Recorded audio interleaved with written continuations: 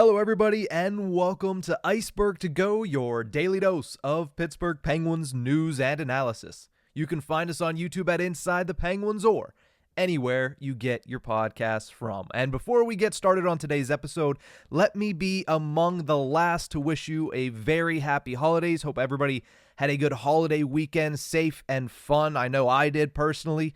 Headed back home to Pennsylvania.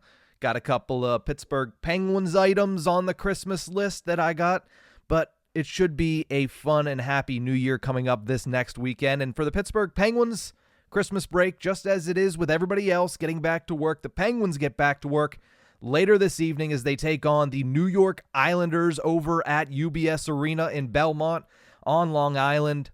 Christmas break's over. Back to business for the Pittsburgh Penguins. They enter the final week of 2023 5 points outside of a playoff spot currently. For the second straight year, they will start it against the New York Islanders. A lot of people remember last year, first game outside of the Christmas break, the Penguins go to Long Island and they got crushed. It did not go well. They entered that game third place in the Metropolitan Division, a much better spot than they are currently, but then a 5-1 loss, the only goal coming from Pierre-Olivier Joseph. And then the Pittsburgh Penguins, the rest of the season would not go so well for them. They would go on to lose 7 of their first 10 games out of the Christmas break last season, starting with that loss to the New York Islanders. And at the end of that run, they went from third place in the Metropolitan Division with a little bit of a buffer to tied for the final playoff spot with the New York Islanders. So if there's a theme here that you're sensing, it's that team that wears orange and blue and has a dragon as a mascot. It's the New York Islanders. They have to reverse that trend tonight. This could be the same exact situation, but flop it. Turn the Pittsburgh Penguins season from middling, from out of a playoff spot. This could be the catalyst, and it needs to be the catalyst for the Pittsburgh Penguins to turn their season around and get back on the winning track and get back into a playoff spot, which they haven't comfortably sat in since that loss on Long Island last December following the Christmas break. You would imagine that going into this game, Crosby's going to lead the way.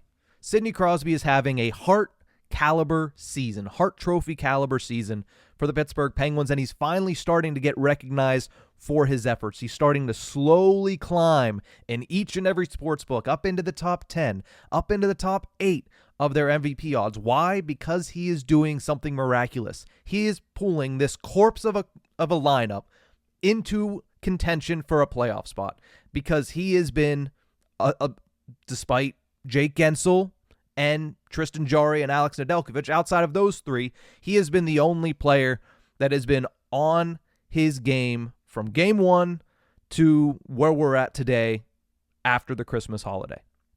He's on pace for 49 goals, which would be the most he has scored since he was 22 years old, and he's on pace for 90 points once again at the age of 36. He has been absolutely miraculous, and we talk about how important this game is. Sidney Crosby always has a special performance up his sleeve for the New York Islanders. So many grade A highlight reel moments for Sidney Crosby on Long Island, in Pittsburgh, against this team. So we'll see if he has another one up his sleeve tonight. They certainly need to be much better than they were last year, losing 5-1. But it's not just about tonight. While, yes, it seems like Penguins, Islanders, they're going to be in a similar situation as they have been the last couple of seasons, where those are two of the teams jockeying for position right on the bubble of making the playoffs and missing the playoffs. And it is a massive, massive difference, as Pittsburgh Penguins fans found out last season. But it also kicks off a very important stretch. 14 games between this very moment, as of this recording on Wednesday, December 27th at 10:18 a.m., dating the podcast right now and then, 14 games between now and the All-Star break. Now, why is that so vitally important? Not that I care about the actual All-Star break. It's fun. It's great. I'd like to go to one day, but outside of that, it is laborious to watch. So why do I have the All-Star break circled? Why is it vital that we know that there are 14 games between now and the showcase of the best that hockey has to offer I don't even know where the All-Star break is this year. Doesn't even matter. But at the All-Star break. Because that stretch, it makes or breaks the season for the Pittsburgh Penguins. On December 11th, Kyle Dubas had a surprise press conference. We all got the email at about 9 a.m. that he was going to speak following practice that started at 11. All the beat reporters scurried their way to Cranberry to hear what the president of hockey operations and general manager had to say. And he had a lot to say. He backed Mike Sullivan in that press conference, said that he is the man for the job now and far into the future. He talked a little bit about the depth, saying if this is an issue, then it is on me and nobody else, taking responsibility as a good leader should do. Cough, cough, the previous regime. But he also mentioned that he would, and I quote, make a full evaluation of this team around the All-Star break. Practically saying that, yes, the majority of this team are people that I brought in. If you look at the turnover since June 1st, and we talked on Monday with Jeff Taylor about the first 6 months of Kyle Dubas, there's been a lot of turnover. There's been some positive moves. There's been some moves that haven't quite worked out. But you need to give it time either way to see what you actually have. Kyle Dubas said he's going to give them publicly until around the All-Star break before he starts, sorry for the graphic picture, but cutting throats. That's what he's going to do if the Pittsburgh Penguins are still middling by the end of January. So 14 games between now and then. Why is it even more important? The Penguins I mentioned, they are 5 points out of a playoff spot. There's also 3 or 4 teams above them that are still not in the playoffs. So there's a lot of teams in the same position as the Pittsburgh Penguins. But that stretch of 14, outside of tonight's pivotal matchup, like I said, you have to start hot. You have to start well, especially against a team that has been giving you as many issues as the Islanders have given the Pittsburgh Penguins since 2020. 5 games of the next 14 are against Metropolitan Division teams. And you're not playing Columbus. Every other team is practically ahead of you in the Metro. You're playing Carolina again. You're playing the Islanders twice. You're playing Philly again. Those are pivotal nonetheless. But 9 of the 14 are against the Eastern Conference, with 8 of those teams currently sitting above the Pittsburgh Penguins. You want to move up the standings? You have to knock down the teams that are in front of you. You can only do what the schedule allows you to do. But the schedule is giving the Pittsburgh Penguins a prime opportunity to not only, some of them, save their jobs at the NHL level, not be replaced by somebody acquired at the trade deadline, not be replaced by a younger player in the minors that they might give a shot to because a Jansen Harkins or a Radim Zahorna or a Drew O'Connor haven't lived up to expectation. These guys are playing for their jobs, but also they're giving them a chance to beat the teams directly above them and slowly climb the ladder back into a playoff spot.